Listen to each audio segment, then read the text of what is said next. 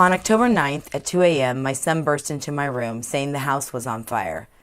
Luckily it wasn't, but one look outside our front door told me we needed to run. Now. My heart was racing. Where should I go? And in that moment, I just drove to the volunteer center.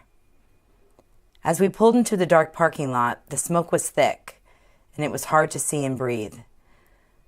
No sooner had we flipped on the lights did people start arriving, needing a place to go.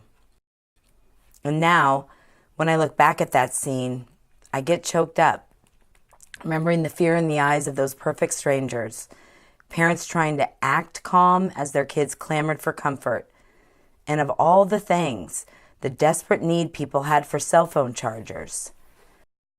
During the next several hours with the fires burning all around us, we remained anxious and alert, wondering how we would move our operations if the fire got much closer. Then the phone started ringing, and not just the main phone, dozens of phones in the building were ringing. Within minutes, our evacuees had become volunteers answering the phones. Calls were coming in fast and furious, and at times it was overwhelming. But we all knew we needed to document every offer of support to be ready to match the volunteers. During the craziness of the first few days, a few moments stick out in my mind.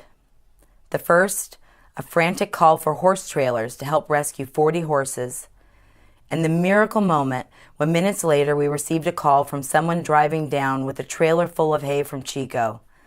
Hearing about the need for additional trailers, they switched gears to get the horses to safety.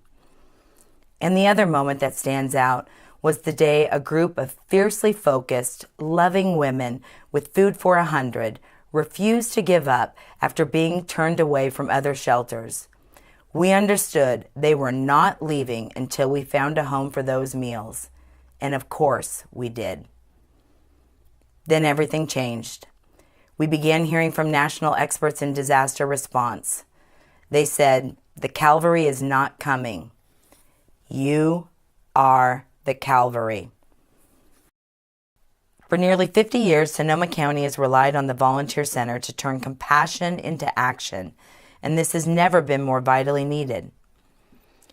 For 2018, our programs were projected to support nearly 8,000 volunteers, but this year is not going to be what any of us expected.